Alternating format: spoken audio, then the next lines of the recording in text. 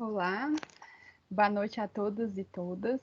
É com grande prazer e alegria que iniciamos nosso último encontro do curso de Neuropatias Periféricas da Liga Acadêmica de Neurologia e Neurocirurgia da Universidade Federal de Uberlândia, sob a coordenação do professor Dr. Diogo Fernandes.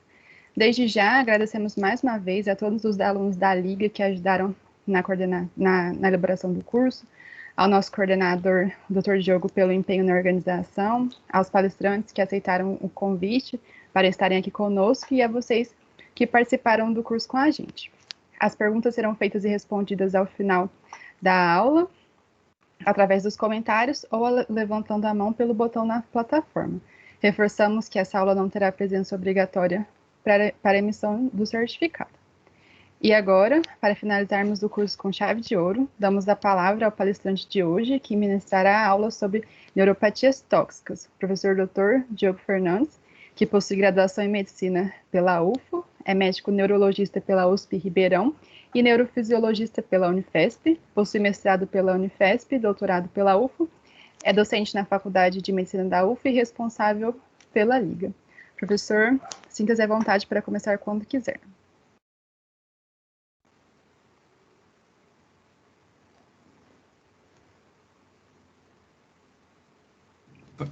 Boa noite a todos. Queria agradecer mais uma vez a todos pelo empenho, no curso e dizer que a gente vai tentar finalizar hoje com chave de ouro, mas aproveitar para dizer que foi muito bom, A gente recebeu bastante feedback positivo, já sobre o curso e já estamos planejando um próximo curso aí para o mês de junho, Então, em breve a gente vai divulgar nas redes sociais da Liga, na faculdade, sobre o próximo módulo que a gente vai propor para o mês de junho. Vou compartilhar aqui a tela.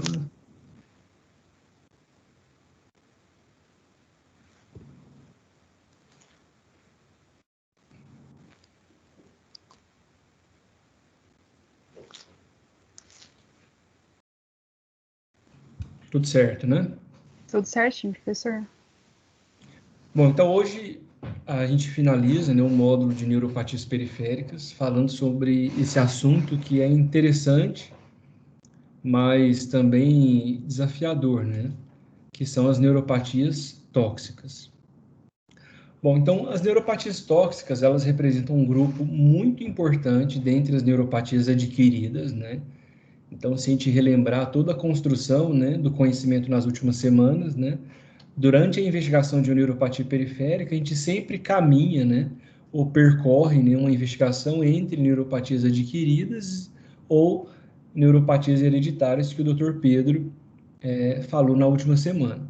Então, sempre que a gente se depara com a situação em que a gente investiga uma neuropatia de etiologia adquirida, a gente deve sim, considerar no diagnóstico diferencial as neuropatias tóxicas, inclusive naquelas que ainda não têm uma etiologia claramente definida, Então, alguns trabalhos falam que em muitas situações, o fato de não se conhecer adequadamente a etiologia de uma neuropatia se deve por uma não valorização da possibilidade etiológica, de uma neuropatia tóxica. Lembrando que quando se fala em neuropatias tóxicas, a gente fala de um grupo também heterogêneo, que se relaciona com as substâncias, que são inúmeras, que desencadeiam a neuropatia periférica. Então, substâncias ambientais, ocupacionais, recreativas, ou mesmo utilizadas de modo iatrogênico, que podem desencadear uma neuropatia periférica. Bom, um dos grandes desafios, na interpretação, e na elucidação de uma neuropatia cuja etiologia é tóxica, primeiro é se estabelecer uma relação clara entre o agente tóxico e a neuropatia periférica.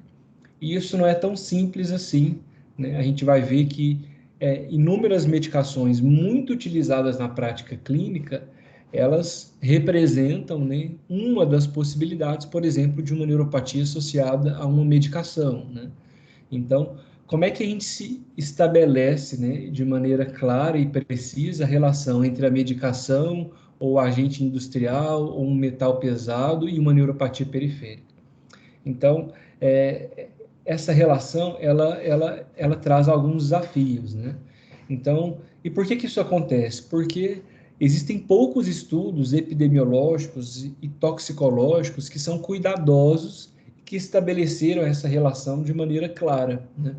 É claro que não é fácil você construir um protocolo de pesquisa, né, que vai averiguar essa relação causal entre medicação ou outros agentes tóxicos e uma neuropatia periférica. Então, isso não é uma crítica, mas é uma constatação de que há poucos estudos, né, que puderam estabelecer de maneira precisa essa relação entre agente tóxico e neuropatia periférica. Quando a gente vai para a literatura, a maioria dos estudos, né, ou dos trabalhos que fundamentam a literatura hoje em relação às neuropatias tóxicas, são estudos basicamente, né, constituídos por relatos ou séries de casos. E, consequentemente, a gente tem aí, né, uma certa fraqueza, né, ou alguma limitação, né, para se consolidar esse conhecimento. Então, na maioria dos estudos, né, não existe uma caracterização clara, né, dos dados clínicos, laboratoriais, né, nem sempre a relação temporal entre a exposição e o início dos primeiros sintomas é clara, né, a evolução clínica, né, dos pacientes nem sempre é bem descrita, né, o tempo e os níveis de exposição, né, nem sempre isso é mensurado, né, e a amostragem da substância tóxica também nem sempre é realizada. E não só isso, mas também o desfecho clínico, né? Então, como esses pacientes evoluem, né, tardiamente, né, ou né, meses ou anos após a exposição.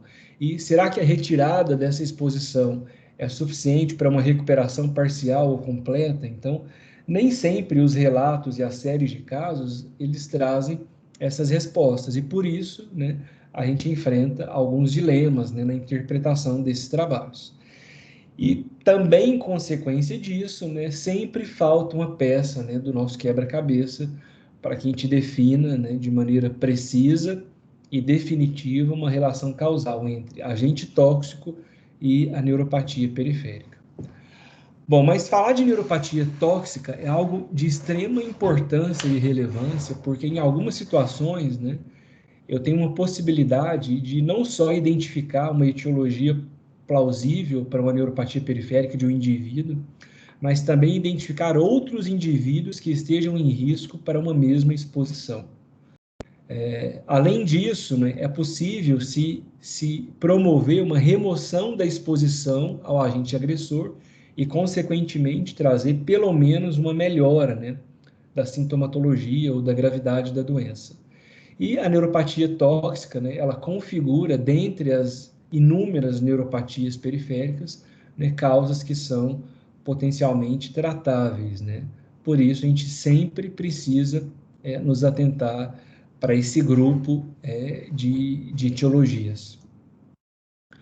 Bom, em relação à epidemiologia, né, a prevalência das neuropatias tóxicas é extremamente variável, não só no Brasil, como no mundo todo, e ela é muito influenciada por alguns fatores, né, tanto geográficos, mas também econômicos, né? Então, nos Estados Unidos, né, a maioria dos casos de neuropatias tóxicas, né, são relacionadas ao uso de medicamentos e ou quimioterápicos, né?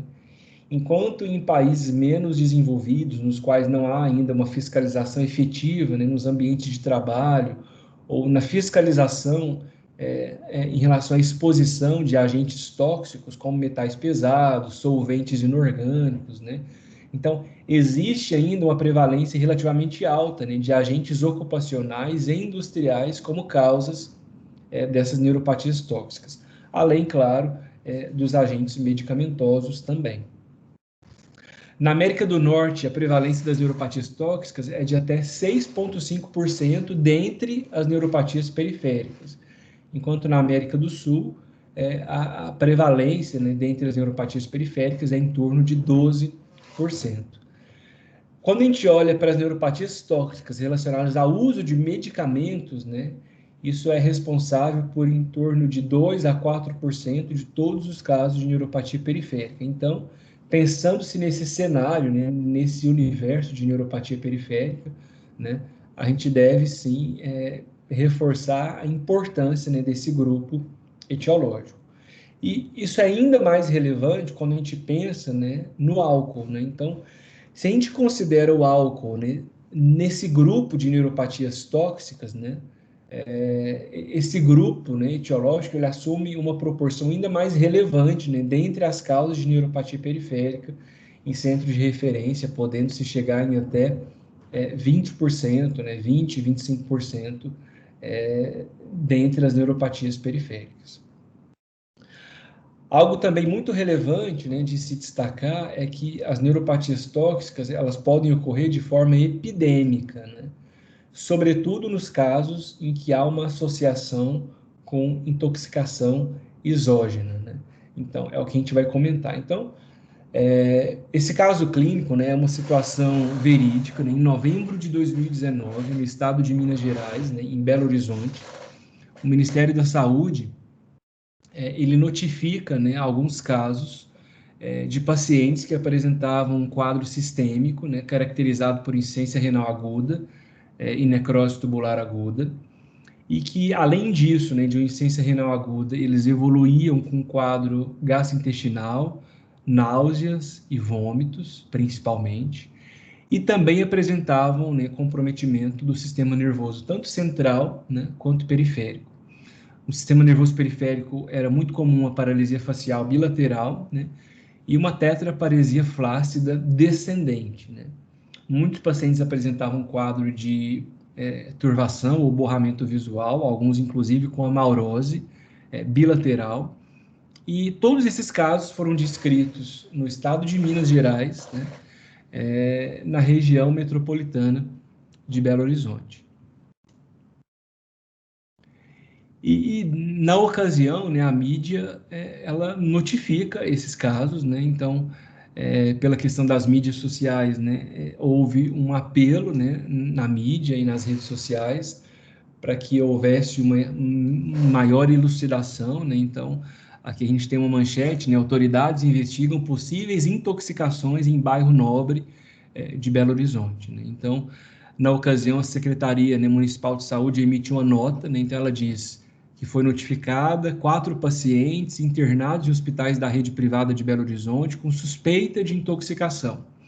O inquérito epidemiológico já foi aberto para investigação mais detalhada sobre os sintomas apresentados e os alimentos consumidos pelos pacientes. As amostras biológicas coletadas foram encaminhadas para o laboratório de referência.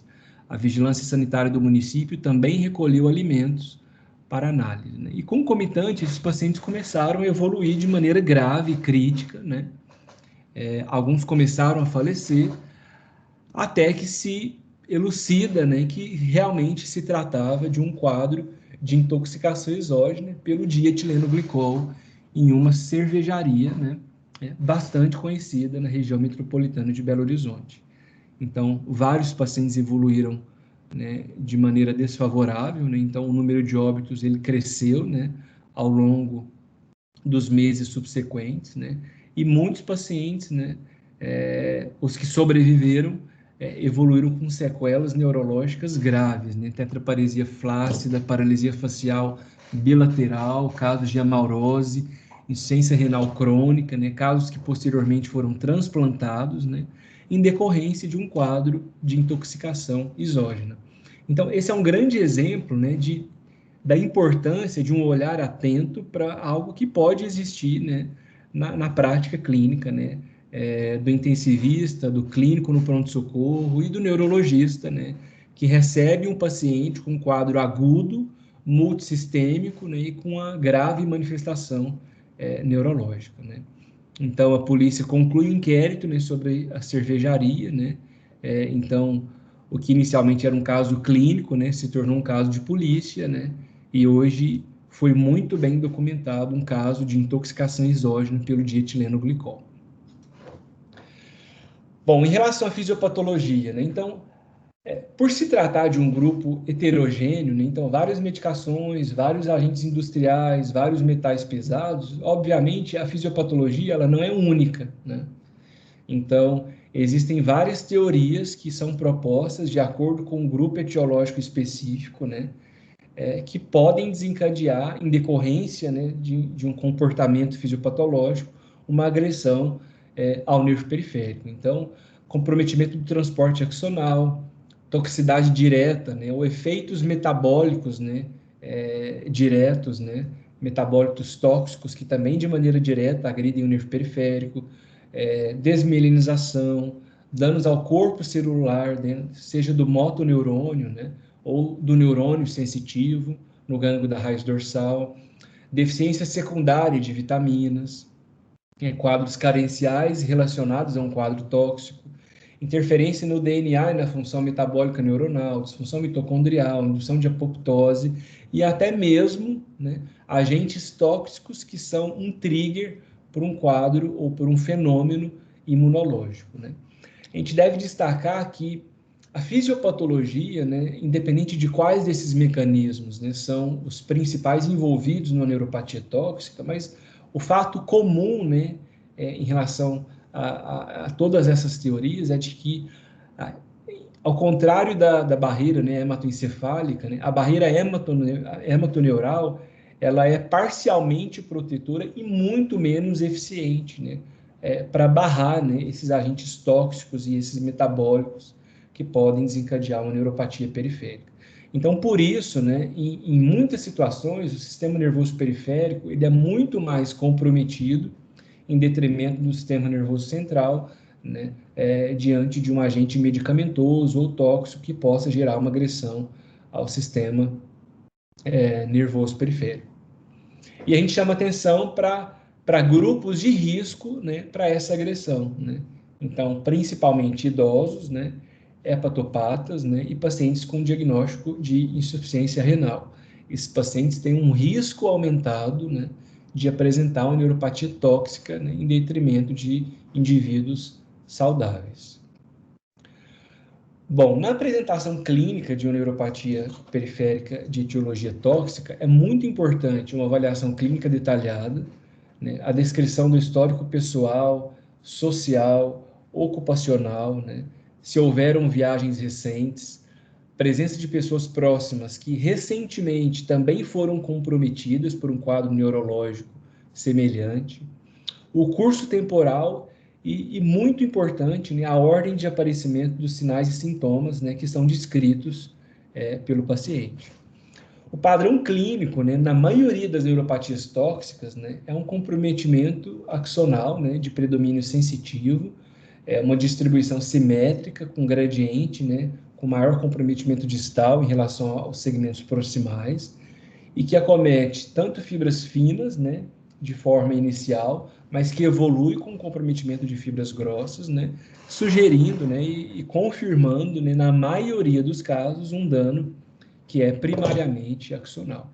Então, essa é a figura clínica, né, de um paciente com quadro de neuropatia periférica adquirida de etiologia tóxica. Então, quadro simétrico, de predomínio sensitivo, né, com presença de gradiente, portanto, maior comprometimento distal.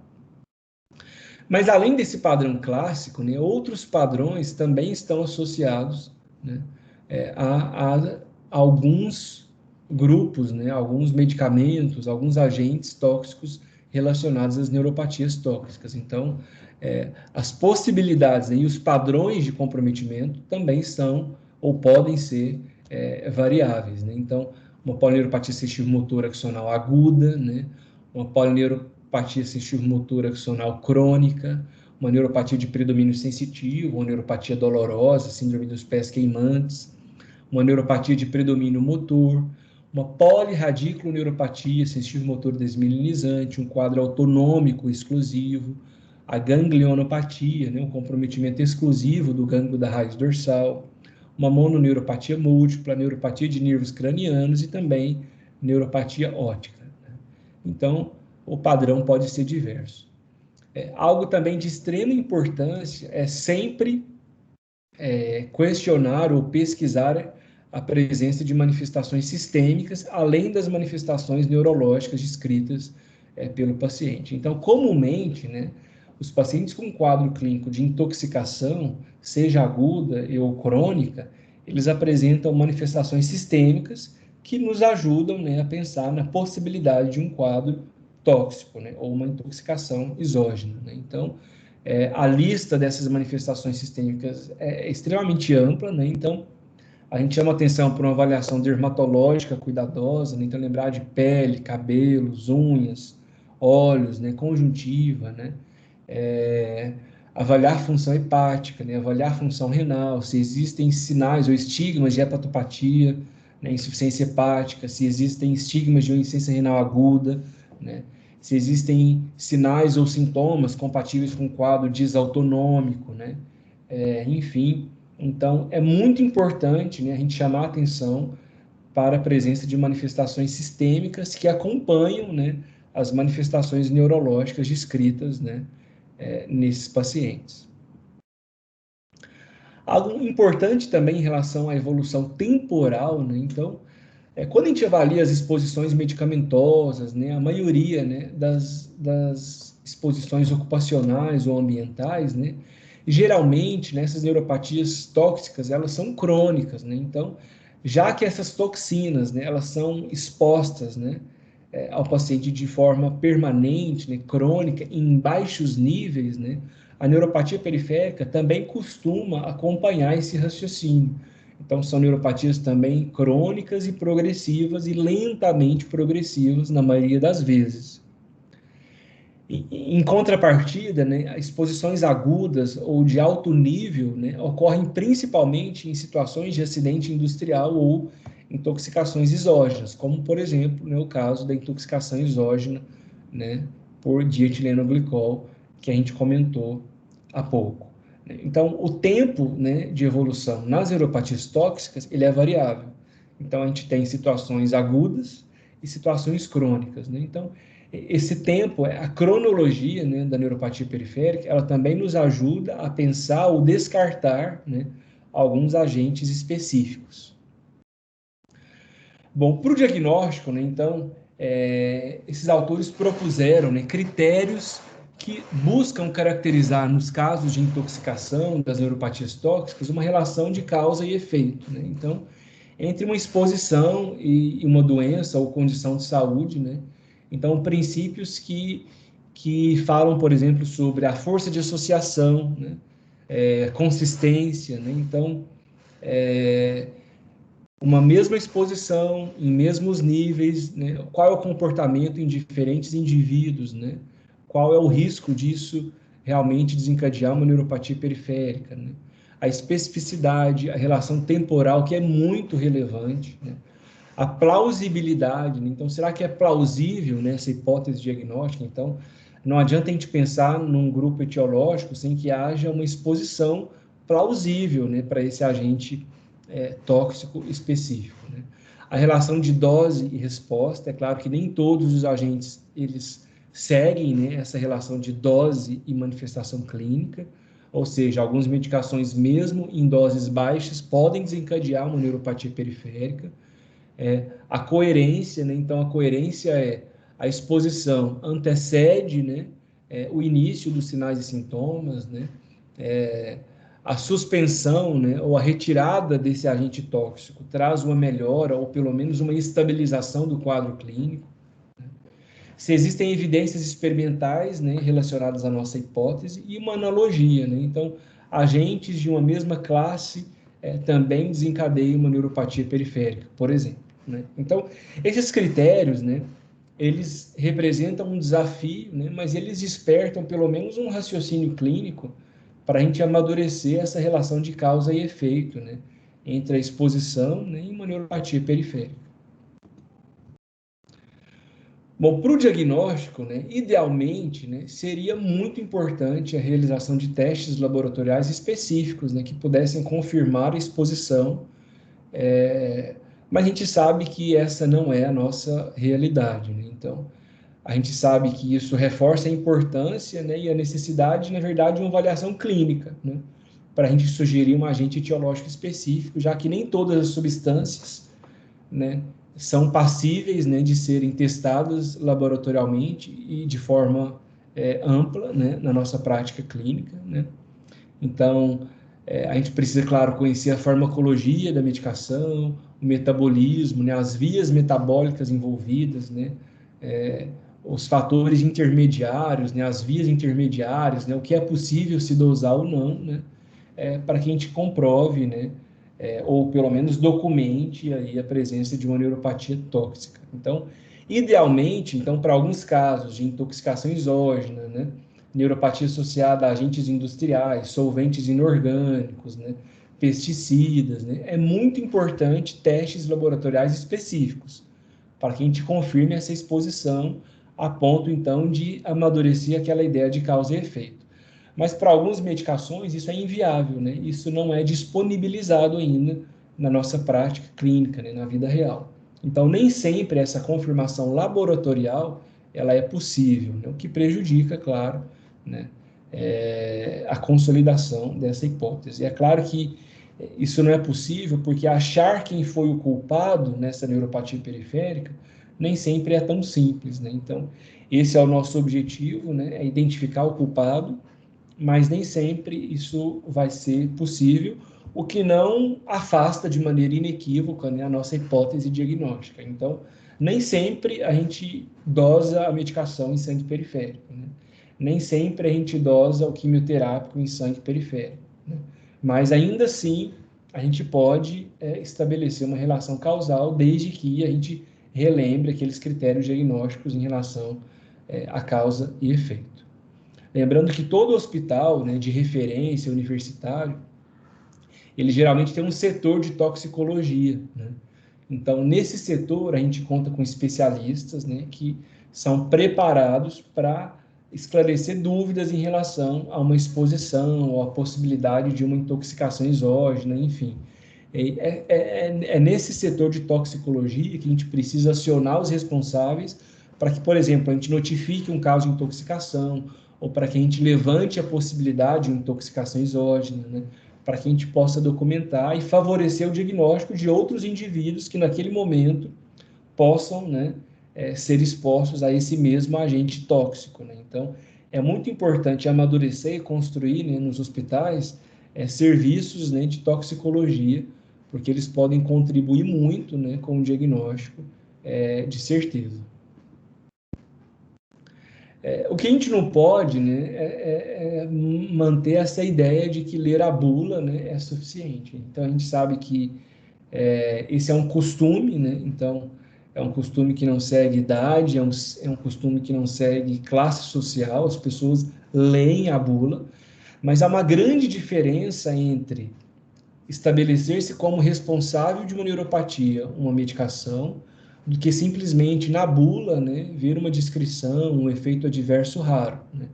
Então, mais do que estar presente na bula, a gente precisa estabelecer a cronologia, né, os sinais e sintomas, a relação de tempo, né, a relação de causa e efeito, para que a gente possa atribuir como, de fato, né, uma medicação responsável, por exemplo, por uma neuropatia periférica. Então, a bula, né, não é suficiente, né, para esses casos.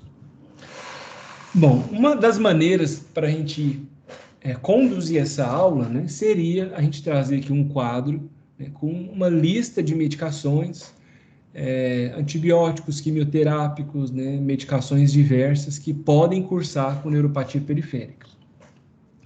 Problema, a gente vai esquecer dessa lista, né, principalmente porque nessa lista a gente tem inúmeras medicações que talvez não são da nossa prática clínica, né, da nossa especialidade, né, ou da nossa vivência clínica. Por isso, a gente sempre faz, né, um raciocínio de investigação. Então, diante de um quadro clínico compatível com a neuropatia periférica adquirida, eu levanto a possibilidade de uma neuropatia tóxica e aí sim faço uma busca ativa para entender na literatura se essa relação causa-efeito, né, entre essa medicação já foi descrita, né, previamente. Então, eu trouxe aqui hoje alguns casos clínicos, né, da vida real que exemplificam muito bem o que a gente vive, né, no dia a dia do consultório, do ambulatório. Então, primeiro caso clínico, um paciente do sexo masculino, de 70 anos, viúvo, aposentado, e que há 10 meses iniciou um quadro de parestesias e desestesias em planta dos pés, de forma simétrica e lentamente progressiva. Então, um franco predomínio sensitivo. Refere que após 3 meses iniciou sintoma semelhante em mãos. Ele nega sintomas motores, nega sinais desautonômicos e nega sintomas sistêmicos. Esse paciente ele é hipertenso, ele é dislipidêmico, obeso, tem infarto agudo do miocárdio prévio, nega diabetes e nega etilismo. Ele faz uso de captopril há 10 anos, rosuvastatina há 5 anos, amiodarona há 12 meses e clopidogrel também há 5 anos. E no exame físico neurológico, chamava atenção sinais, né, que confirmam uma neuropatia de predomínio sensitivo, simétrica e que respeitam um gradiente com pior acometimento distal em relação aos segmentos proximais. E aí a gente levanta, né, após excluir inúmeras etiologias de uma neuropatia adquirida, né, então esse paciente passa por uma investigação extensa, né, de sorologias, né, etiologias infecciosas, metabólicas, né, carenciais, né, a gente confere se realmente ele não é diabético, se ele não tem intolerância à glicemia, né, intolerância à glicose, enfim. Então, após uma investigação extensa, sem elucidação, a gente retoma o quê? A lista de medicações que esse paciente usa. Então, qual é a nossa pergunta? Será que captopril, rosuvastatina, amiodarona e clopidogrel podem cursar com neuropatia periférica? Essa é a dúvida, né? Então, a literatura descreve que os inibidores da enzima conversora de angiotensina, como captopril e enalapril, podem cursar com neuropatia sensitiva-motora, mais sensitiva, simétrica e de predomínio distal, com padrão axonal na eletroneuromiografia. As estatinas, né? O que chama atenção nas estatinas são o comprometimento miopático, né? Então, quando ocorre uma neuropatia, comumente, né, ocorre uma neuromiopatia, ou seja, um comprometimento associado de nervo periférico e músculo, lembrando que o comprometimento miopático isolado é bem mais comum, né, em relação ao uso das estatinas, mas elas também podem, né, cursar com neuropatia periférica, também sensitivo-motora, de predomínio sensitivo, simétrica e com predomínio distal, portanto, um quadro axonal. Né? Lembrando que, quando se fala em pacientes hipertensos, dislipidêmicos, né, é muito importante afastar outros fatores de risco que podem cursar com neuropatia, como, por exemplo, né, quadros metabólicos, né, diabetes mellitus, né, que podem, sim, ser responsáveis por um quadro de neuropatia periférica, além, né, ou antes de se atribuir como causa, né, o uso dessas medicações. E aí a gente chama atenção para a amiodarona, né? Então, se a gente voltar, né, então, o paciente inicia o quadro há 10 meses, 2 meses após ter iniciado o uso de amiodarona. Então, a minha relação causal, né, em relação ao início dos sintomas sensitivos, ela é muito mais próxima ao início do uso da amiodarona, em detrimento, né, das outras medicações que ele já usava há vários anos, né? Então, a principal hipótese tóxica nesse caso seria o uso de amiodarona, que também pode cursar com neuropatia sensitivo-motora de predomínio sensitivo, né, com parestesias e hipoestesias distais, né, e pode ocorrer em até 6% dos pacientes que usam amiodarona. É importante destacar que a amiodarona também pode cursar com quadro miopático sobreposto à neuropatia periférica, né. Existem casos graves, né, inclusive de evolução aguda ou subaguda, né, que cursam com um quadro de paralisia flácida, é um quadro Guillain-Barré-like, e é muito comum, né, a ocorrência de manifestações sistêmicas, né, lembrar sempre da disfunção tiroidiana, quadros de tireotoxicose, ceratite, hiperpigmentação cutânea, comprometimento hepático, pulmonar, hipertrofia de parótida, né, que podem estar associados à neuropatia periférica relacionada ao uso de amiodarona. Então, esse é o nosso trabalho, né? Então, diante de uma neuropatia periférica adquirida, sem etiologia definida, próximo passo, eu busco, né, então, quais as medicações esse paciente usa e se essas medicações são ou já foram responsabilizadas, né, por um quadro de neuropatia periférica, e a gente retoma, né, essa interpretação, né, esse raciocínio da relação de causa e efeito, né? Então, a força de associação, a temporalidade, como eu comentei em relação à amiodarona, nesse caso, né, a relação de dose e resposta, enfim. Então, tudo isso é muito importante. Bom, o segundo caso clínico, então, um paciente do sexo masculino, né, de 40 anos, casado, pedreiro, e que há 12 meses, né, ele inicia um tratamento para hanseníase multibacilar, por múltiplas lesões cutâneas, hipoestésicas, né, espessamento neural e uma mononeuropatia múltipla no momento do diagnóstico. E após 2 meses de ter iniciado o tratamento, ele refere uma piora do quadro neurológico, né? Então, é um grande desafio, né, casos como esse, né? Por exemplo, a neuropatia infecciosa, que são tratados, né?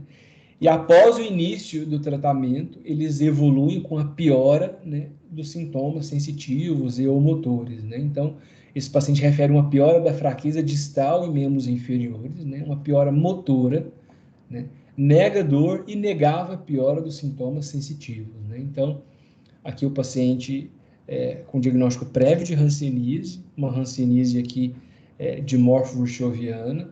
Ele foi tratado com esquema padronizado pelo Ministério da Saúde, o esquema de poliquimioterapia multibacilar, que consiste basicamente no uso de 3 antibióticos, né? Rifampicina, clofazimina e dapsona. Esse paciente, no exame físico inicial, ele apresentava uma mononeuropatia múltipla assimétrica, mas que evolui, né, em seguida para um quadro motor simétrico, né, e confluente com maior comprometimento distal. Então, nesse cenário, né, eu devo sim considerar, diante dessa relação temporal, né, a possibilidade de uma neuropatia tóxica sobreposta a uma neuropatia infecciosa. Então, a dapsona, né, é uma medicação utilizada, né, no tratamento da hanseníase, que pode cursar com a neuropatia de predomínio motor e distal, né, em casos mais graves também com comprometimento motor proximal, né. Ocasionalmente, ela também pode cursar com neuropatia de fibra fina, né, com síndrome dos pés queimantes, né, e existe uma grande melhora, né, do quadro clínico após a descontinuação do uso da dapsona. Então, nessa situação, né, é muito importante um diagnóstico diferencial, por exemplo, com os quadros reacionais, né? Então, as reações rancênicas, elas se iniciam após o início do tratamento em muitos pacientes. Então, é um diagnóstico diferencial muito importante, né? Lembrando que, além da dapsona, né, na hanseníase, né, também é descrito, né, tanto com a rifampicina, quanto com a talidomida, e também ao longo da evolução natural da hanseníase de morfo-virchoviana ou virchoviana, um quadro de síndrome dos pés queimantes com a desautonomia grave, né, às vezes eritromeralgia, em alguns casos, que também podem ser relacionados a quadros tóxicos, né, medicamentosos. Então, essa é uma situação da vida real. Bom, um outro exemplo, né, um paciente do sexo masculino, de 40 anos, solteiro, aposentado, que tinha um diagnóstico de infecção pelo vírus HIV há 5 anos, que iniciou TARV precocemente e sempre manteve boa adesão ao tratamento. Esse paciente nunca apresentou infecções oportunistas e refere que iniciou o quadro de alodínia e disestesias em planta dos pés de forma simétrica há 2 anos, de forma lentamente progressiva. Bom, esse paciente é também hipertenso e dislipidêmico, não era diabético, não era etilista e negava, né, infecção concomitante pelo vírus da hepatite B e ou C. E ele usava, né, além dos antihipertensivos, a terapia antirretroviral, né, que é uma causa de neuropatia tóxica, né, clássica e que deve ser averiguada diante de um paciente HIV positivo com sintomas de neuropatia periférica. Esse paciente também apresentava um quadro simétrico de predomínio sensitivo com gradiente distal. Relembrando, né, a aula de neuropatias infecciosas, né, a gente comentou que até 30% dos pacientes com infecção pelo vírus HIV desenvolvem neuropatia periférica ao longo da sua evolução. Essa neuropatia periférica, ela também tem padrões distintos, né, diversos, e elas podem ser decorrentes tanto do efeito direto, né, ou outras infecções virais sobrepostas à infecção pelo HIV, mas também relacionada à terapia antirretroviral. Então, neuropatia periférica no paciente HIV, a gente sempre checa carga viral e CD4 para a gente entender se esse paciente, nesse momento, é imunossuprimido ou não e quais são as medicações que ele utiliza na terapia antirretroviral. E aí a gente chama atenção para os nucleosídeos, né? Então, a lamivudina, que está entre, né, as medicações mais utilizadas, né, que compõem a terapia antirretroviral e que pode cursar com neuropatia de predomínio sensitivo, simétrica, de predomínio distal, mas também neuropatia de fibra fina, neuromiopatia em alguns casos, e com algumas manifestações sistêmicas também, né? E é importante, né, destacar que, clinicamente, ela é muito semelhante à neuropatia secundária à infecção pelo próprio vírus HIV.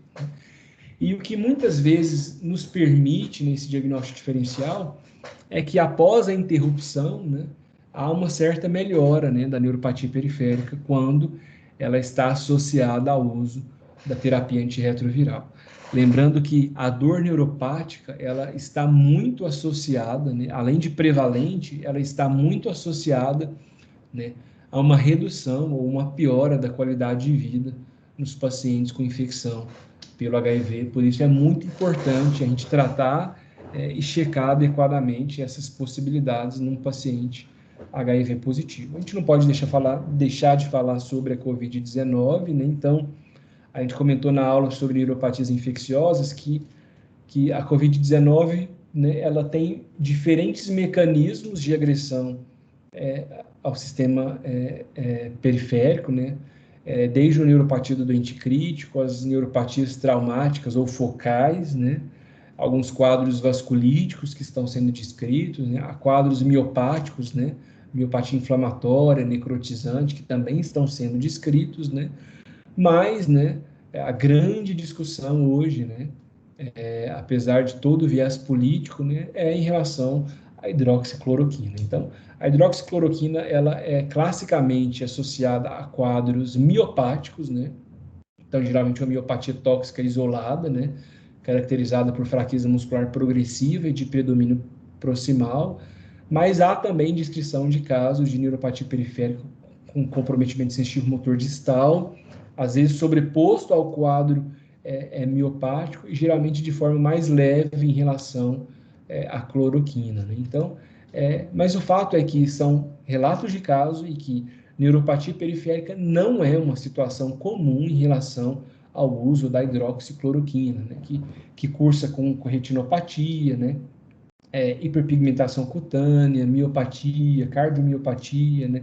Bloqueio, alteração de ritmo cardíaco, né? Mas quando a gente avalia, né, os efeitos adversos da cloroquina, né, a gente não tem, né, a neuropatia periférica como uma manifestação clássica, né, associada a essa medicação. Não que isso nos autorize a usar a hidroxicloroquina no tratamento da COVID-19, mas dado, então, o fato é que não há uma forte associação entre hidroxicloroquina e neuropatia periférica. O que é importante, sim, a gente reforçar em relação à COVID-19, né, que existe sempre um mito, né, em relação à vacinação e quadros inflamatórios, né, como quadro de Guillain-Barré, né, então, apesar de não ser um efeito tóxico, né, a gente só precisa reforçar mais uma vez, né, que até o momento toda vacinação e as vacinas já aprovadas, né, no Brasil são seguras, né, e até o momento não configuram, né, um grande fator de risco para o desenvolvimento de neuropatias inflamatórias. Bom, retomando aqui ao nosso quadro de neuropatias tóxicas, né, então, um terceiro caso clínico, paciente do sexo feminino, 54 anos, casada e doméstica.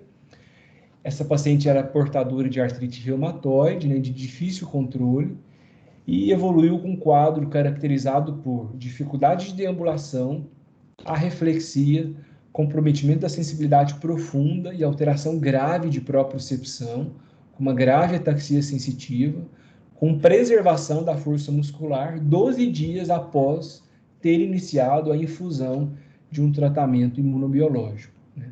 Essa paciente fez uso de adalimumab, que é um antagonista de TNF-alfa, e ao exame físico neurológico, né, apresentava um quadro de disestesias leves, mas com grave arreflexia, né, e apalestesia, presença de Romberg, uma instabilidade postural grave, inclusive com quedas, né? Então, essa paciente, quando ela chega, né, ela inicia o quadro com 12 dias, mas em torno de 14, 15 dias ela chega no hospital em cadeira de roda, extremamente sintomática, um quadro agudo, né, após a infusão dessa medicação, e tinha um padrão eletroneurobiográfico, né, axonal exclusivamente sensitivo, que era pior em membros superiores, né, e com algumas medidas neurofisiológicas, né, como o índice sural radial, que sugeriam um quadro de uma gangliona ou de uma neuronopatia sensitiva, né, o que corrobora, né, e que, na verdade, confirma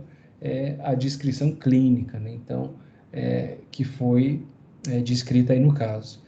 E de maneira, né, desafiadora, né, essa paciente ela apresentava um líquor inflamatório, né, com dissociação albumino-citológica. Então, 11 células, né, um discreto aumento de celularidade, o normal é até 6, mas com a proteinorraquia, né, acentuada. Né? Então, o normal é até 45, ela apresentava 285 de proteína com glicemia no líquor normal.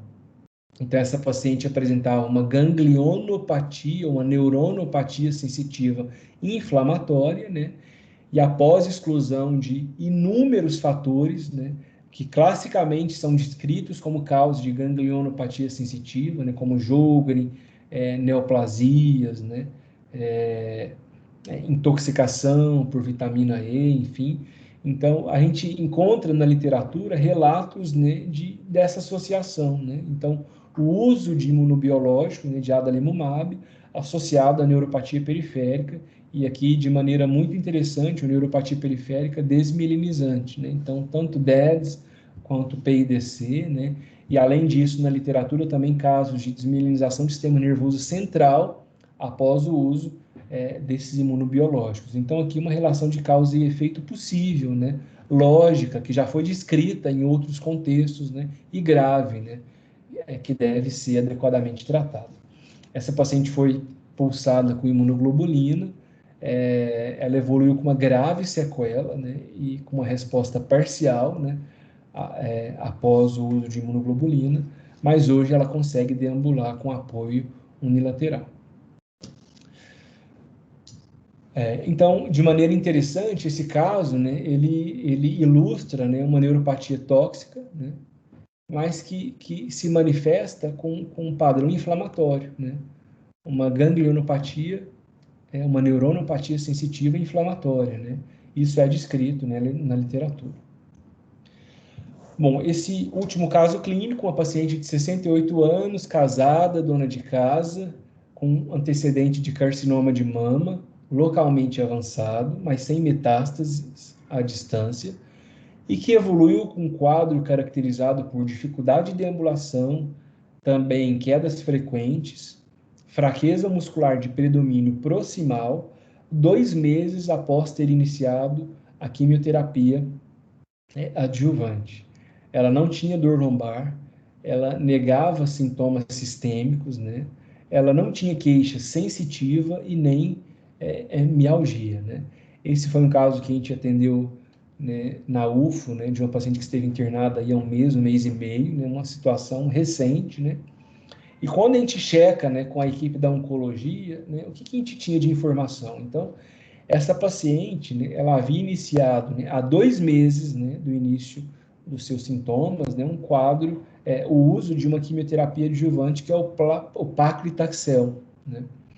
E essa paciente, ela apresentava ao exame físico a tetraparesia de predomínio proximal, arreflexia global, também apalestesia, com sensibilidade térmica e dolorosa preservadas, Romberg e instabilidade postural. E uma eletromio que era compatível com a neuropatia desmielinizante, assimétrica, né, de distribuição não uniforme, né, em inúmeros sítios, né, com bloqueios de condução, grave dispersão temporal, né. Então, portanto, um diagnóstico aí neurofisiológico e clínico compatível com o quadro de uma polirradiculoneuropatia inflamatória desmielinizante crônica, um PIDC. E um líquor que corrobora com essa hipótese, né? Também um líquor inflamatório, com dissociação albumino-citológica, celularidade normal, com proteína aumentada e glicemia dentro dos níveis da normalidade. Então, os taxoides, né, que são utilizados no tratamento de inúmeras neoplasias, dentre elas, né, a neoplasia de mama, em alguns subtipos histológicos, né, ela pode cursar com neuropatia axonal, né, comprimento dependente, embora, né, a literatura descreva casos de fraqueza muscular proximal e também um padrão desmielinizante, né, em alguns casos que já foram publicados, né? Então, é muito importante a gente levar isso em consideração em pacientes oncológicos, porque a lista de quimioterápicos relacionados à neuropatia tóxica é extensa, né? E nessas situações, a gente lida, né, com pacientes com elevada morbidade, pacientes que às vezes apresentam outros comprometimentos sistêmicos, né, comprometimento hepático, renal, né, discrasias sanguíneas, né? Então, a neuropatia periférica, né, ela prejudica a qualidade de vida e ela também eleva muito, né, a morbidade, né, desses pacientes. Então, a literatura também já traz alguns casos semelhantes ao nosso, né, de uma neuropatia inflamatória, né, desencadeada, né, pelo uso do paclitaxel, né. Então, existem até teorias, né, de fisiopatologia, né, que descrevem, né, como o paclitaxel no nervo periférico desencadeia, né, um quadro de uma neuropatia periférica inflamatória, né. Então, é um grande desafio, né, dentre os desafios, né, dessa medicação, né, conduzir adequadamente esses quadros de neuropatia periférica inflamatória. Essa paciente, ela também estava incapacitada, né? Ela tinha quedas frequentes, né? De olhos fechados, né, ou em ambientes escuros. Ela apresentava quedas frequentes em casa, né? Então, após a eletroneuro e o líquor, a gente iniciou pulso com metilprednisolona mensal. A proposta são 12 meses de pulso. Ela, já no segundo mês, né, de evolução, ela já apresenta uma melhora funcional muito, muito importante, né? Então, ela já reduziu o número de quedas, né? Ela retoma, né, no ambulatório, ela já deambulando com apoio, mas consegue deambular, o que era impossível, né, pela ataxia sensitiva grave que ela apresentava, né, no início do quadro. Bom, finalizando, o fato é que na prática clínica, né, então, se a gente relembrar aí, né, o curso de neuropatia periférica, né, nem sempre o paciente respeita, né, esses grupos etiológicos. Então, o paciente com neuropatia diabética, né, ele pode desenvolver, né, quadros inflamatórios, né? Então, a multiradiculopatia, né, radiculites, né, vasculites de plexo, de raízes motoras, né, PIDC nessa população, né.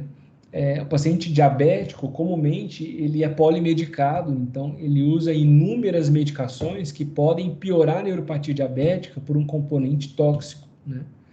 As neuropatias infecciosas, né, como a gente exemplificou aqui hoje, né, elas podem evoluir com neuropatia tóxica após o tratamento, né, do quadro infeccioso, né. Alguns pacientes, né, com neuropatia tóxica, provavelmente eles têm uma predisposição genética para desenvolver uma neuropatia tóxica, né. Pacientes com neuropatia diabética, alguns canais, né, têm sido descritos, genes têm sido descritos, que hoje, né, elucidam, né, de maneira mais adequada por que alguns pacientes desenvolvem mais dor neuropática em detrimento de outros, né? Então, uma sobreposição de um quadro genético e do quadro metabólico.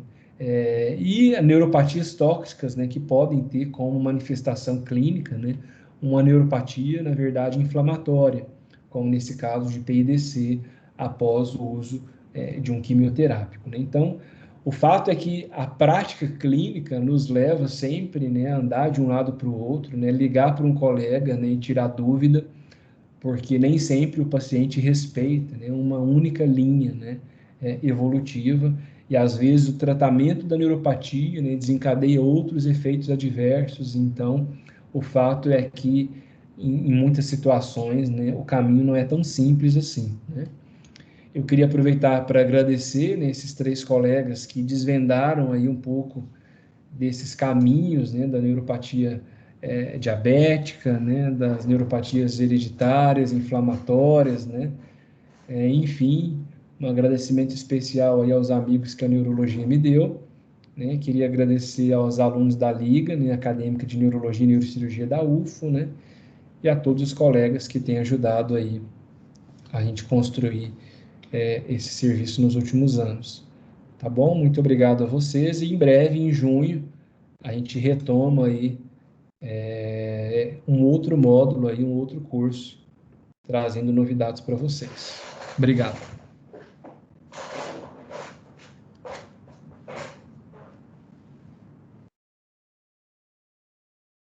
Nós que agradecemos, professor, pela excelente aula. Sua didática é ótima, excelente. E vamos ver se tem alguém com perguntas. Oi, Isabela, boa noite, tudo bem? Oi, doutora Raquel, boa noite.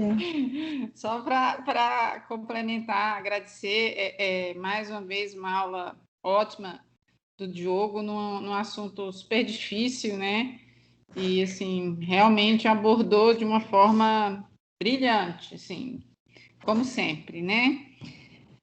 Eu queria só trazer uma pergunta para o Diogo, porque a gente vê hoje em dia o pessoal, principalmente agora, nessa época do Covid, a gente tem visto o pessoal fazer muita suplementação vitamínica, né? Vitamina D, vitamina B e tal. E a gente sabe que vitamina não é bom a gente tomar em excesso e que algumas hipervitaminoses também trazem neuropatia, né? Então, uma intoxicação por B6, por exemplo, a gente sabe, é bem conhecida de trazer uma neuropatia não só dolorosa, né? Que é um sintoma que às vezes a gente esquece e que dor também pode ser sinônimo de intoxicação, então acometimento de fibras finas. E tem um paciente que está sem nenhum sintoma motor grave, né, Diogo, mas que está com dor e tem uma relação com que a suplementação vitamínica a gente também tem que perguntar. Você não acha? Perfeito, né, Raquel? A gente está experimentando aí hoje um grande desafio na medicina, né? Então,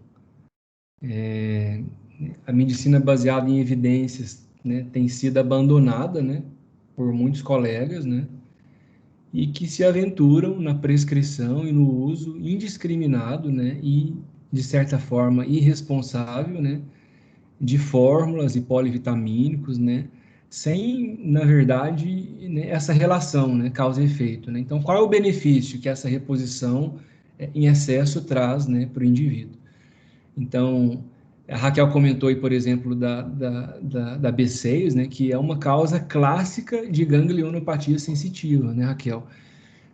Então, além da neuropatia periférica, da síndrome dos pés queimantes, né, quadros graves, né? Então, o paciente pode evoluir com ataxia sensitiva grave, né, ter dificuldade para deambular, queda, né, e, em algumas situações, uma incapacidade permanente por um uso inadequado, né, de polivitamínico.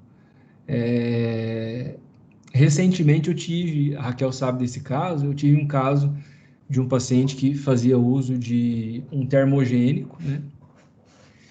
E eu não vou lembrar o nome comercial, mas era um nome assim que já deixava, né, a gente intrigado. Fórmulas da internet são ótimas para isso, né, Diogo? Aquelas Exatamente. fórmulas mágicas da internet são cheias de pegadinhas.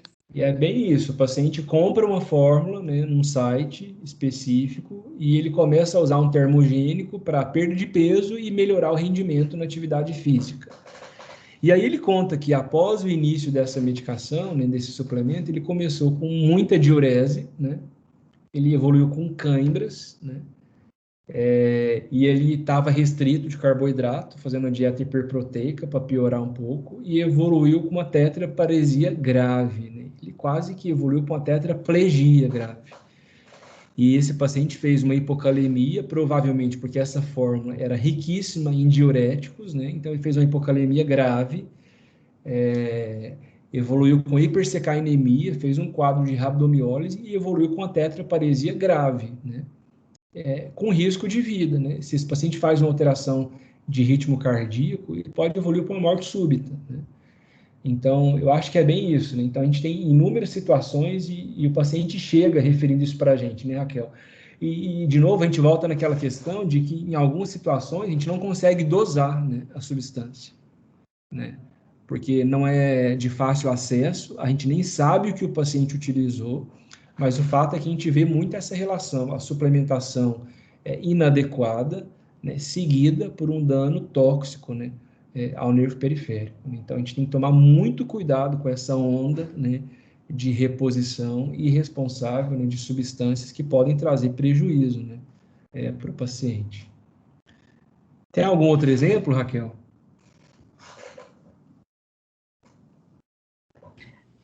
Diogo, assim, que eu lembre muito são essas superdosagens de vitamina, né? Principalmente que eles fazem umas fórmulas, muitos nutricionistas, muitos leigos até, né, sem informação nenhuma, resolvem suplementar e ficou muito evidente essa da B6 com a profilaxia de enxaqueca, né? Teve uma época que era muito em voga, vamos dizer assim, o uso dessa suplementação, principalmente as enxaquecas menstruais, e que foi visto um aumento muito grande de neuropatia relacionado a essa hipervitaminose, né? Porque mesmo com dosagens seguras, tem algumas pessoas que vão ter neuropatia com dose mais baixa dessa suplementação.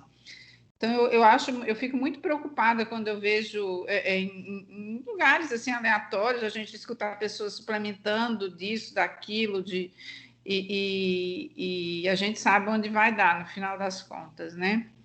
Mas assim, sem contar os quadros carenciais, né, Raquel? Então a gente vê muito, né? Então pacientes que têm uma perda ponderal rápida, né, nas fórmulas milagrosas e que fazem neuropatias graves por déficit de tiamina, né? Um quadro metabólico, né, sobreposto talvez aí um quadro tóxico, né, que é aquele caminho que eu tentei demonstrar no último slide. Então, e as dietas extremamente restritivas, né?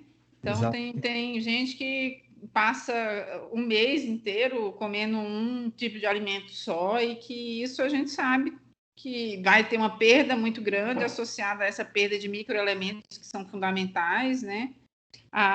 Eu lembro da pasta de dentadura, né? Que também pode trazer relação com cobre, que dá uma neuropatia, que dá uma mielopatia associada também, relacionada ao cobre. Então, são microelementos que a gente às vezes não dá muita importância e que eles podem ser a chave do diagnóstico, né? Mas excelente aula, viu, Diogo? Excelente. Muito obrigada. Obrigado, Raquel. Professor, eu tenho uma dúvida. Tá dando para me escutar? A minha dúvida é em relação às neuropatias tóxicas por quimioterápicos, porque os pacientes com câncer, com neoplasia, eles podem ter também síndromes paraneoplásicas e ter estados carenciais muito graves que causam também essas neuropatias. Tem alguma manifestação, alguma característica clínica que ajuda a diferenciar se a neuropatia é por causa do medicamento, ou se é pelo estado carencial, ou se é por uma síndrome paraneoplásica? Então, esse é um exercício contínuo, né? Então, checar, claro, o estado nutricional, né? Se existe algum outro fator de risco, né, sobreposto ao uso do quimioterápico. Lembrando que a gente enfrenta situações, né, como essa. Então, o paciente tem diabetes, e aí ele tem um CA de mama e inicia uma quimioterapia, né?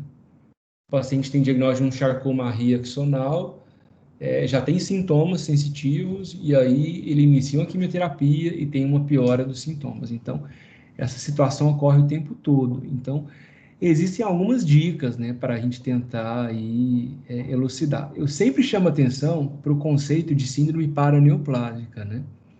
Então, para a gente afirmar o diagnóstico de uma síndrome paraneoplásica, a fisiopatologia da síndrome paraneoplásica, ela não é um dano estrutural, né?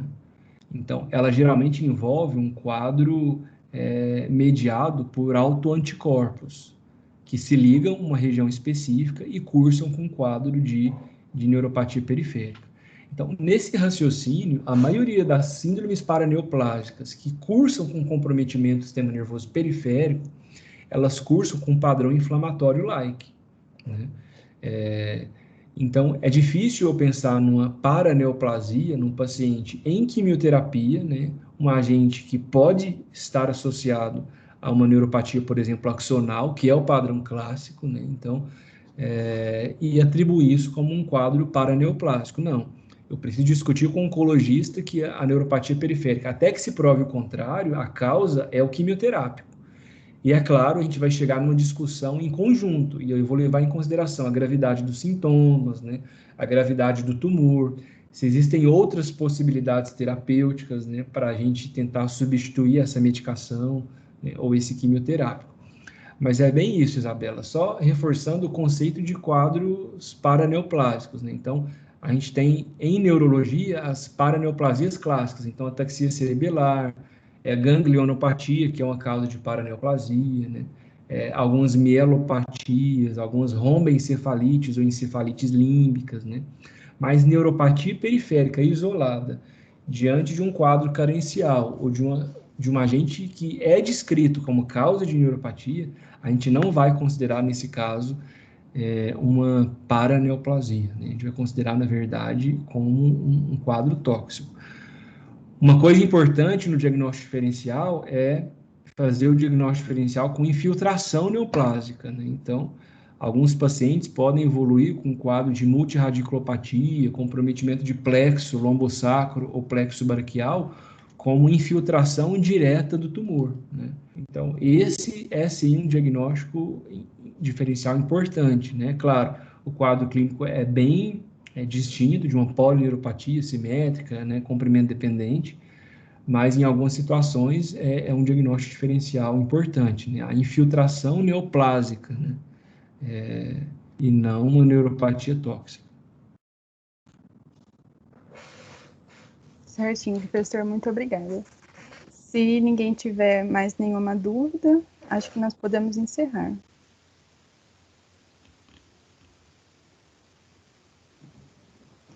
Certinho, então.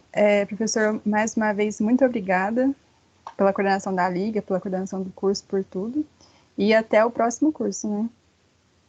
Isso aí. Em junho a gente divulga aí para o pessoal o nosso próximo módulo, né? Com certeza vai ser muito bom também. Obrigado, gente. Obrigado, Raquel. Até mais, pessoal. Até.